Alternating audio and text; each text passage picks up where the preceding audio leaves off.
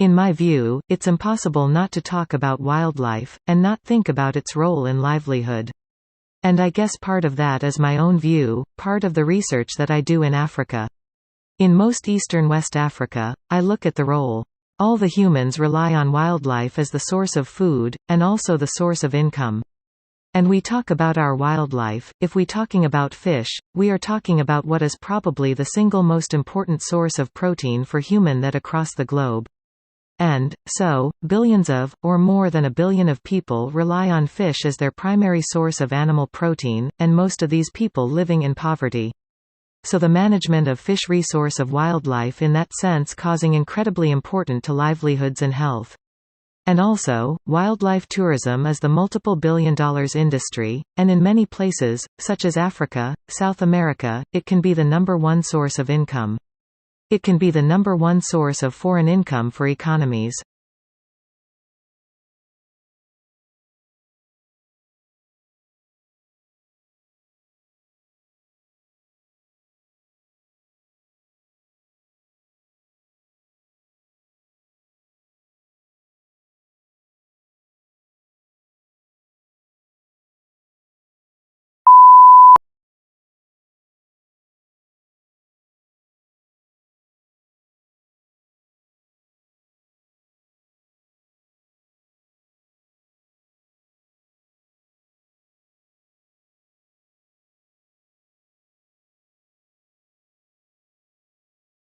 Through the 1950s and into the 1960s, the idea of the Industrial Revolution was that it was the work of some genius inventors who created machines used primarily in the textile industry but also in mining that eliminated blocks to assembly line production.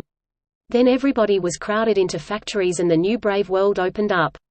In fact, one of the most interesting books and great classics that is still in print was written by an economic historian at Harvard who's still alive called David Lond.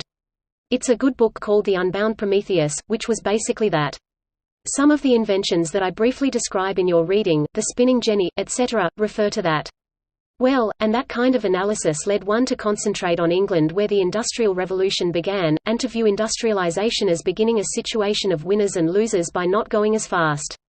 Now, that analysis has been really rejected greatly over the past years, because Industrial Revolution is measured by more than simply large factories with industrial workers and the number of machines. This is the point of the beginning of this. The more that we look at the Industrial Revolution, the more that we see that the Industrial Revolution was first and foremost an intensification of forms of production, of kinds of production that were already there. And thus, we spend more time looking at, the intensification of artisanal production, craft production, of domestic industry, which we've already mentioned, that is people mostly women but also men and children, too, working in the countryside. The rapid rise of industrial production was very much tied to traditional forms of production.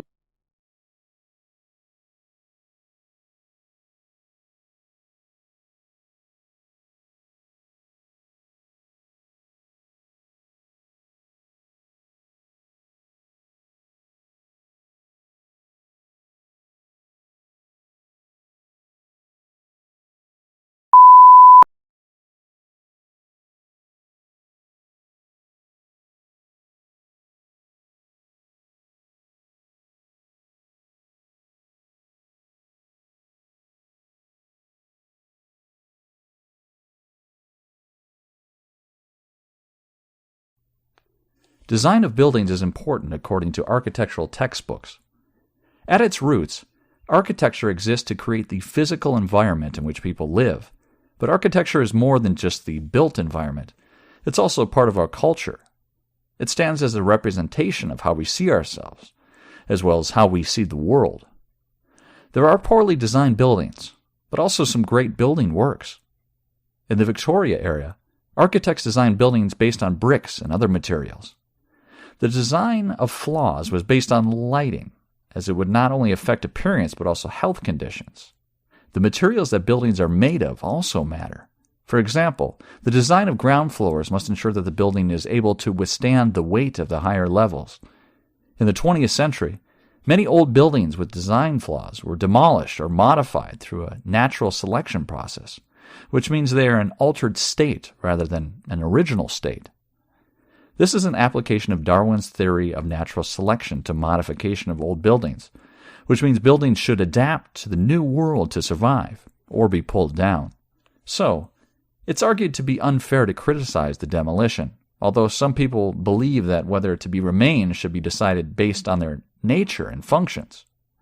As the world became more and more connected, the styles evolved. But even in modern construction, there is still an importance in honoring the cultural nuances in the built environment.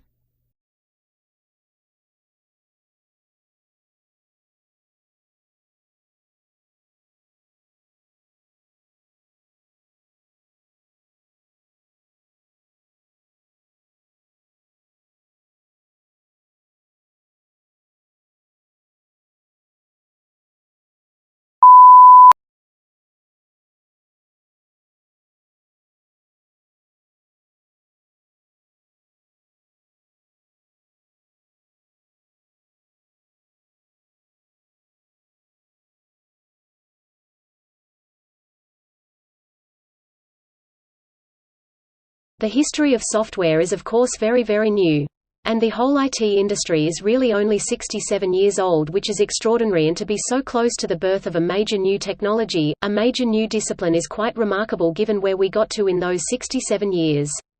And the progression has been not so much a progression as a stampede, because Moore's law, the rapid expansion in the power of computing and the rapid fall of the cost of computing and storage and communications has made it feasible for information technology to move into all sorts of areas of life that were never originally envisaged.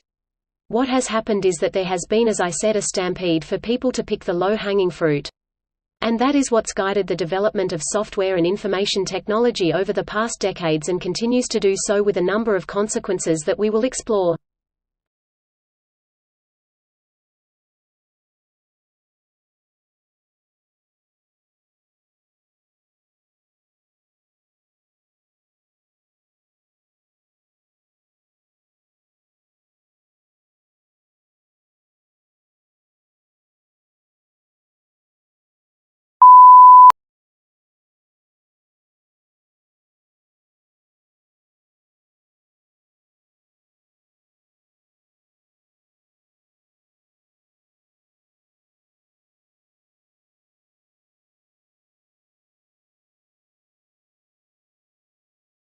But if you were to go to a library at the end of the 1300s, or through the 1400s, you would probably find a book that was then way more popular than those titles we still read, a book that purported to be a description of the world, a guide the traveling and distant lands of BC area, and almanac of everything that was just off the horizon.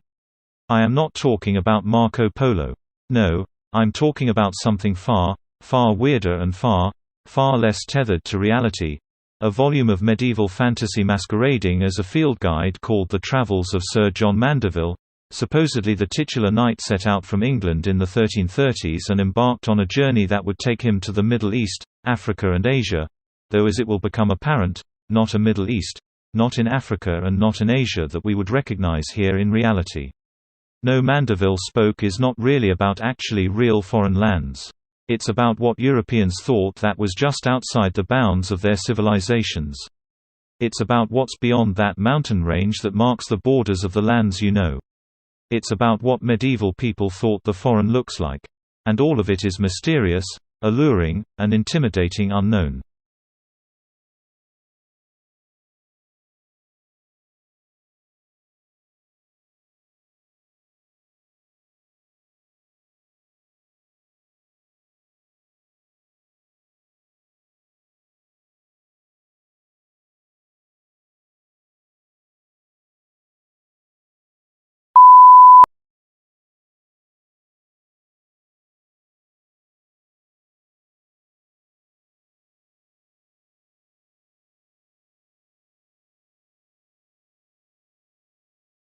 Subscribe our channel to get weekly and monthly PTA exam predictions, according to your exam date.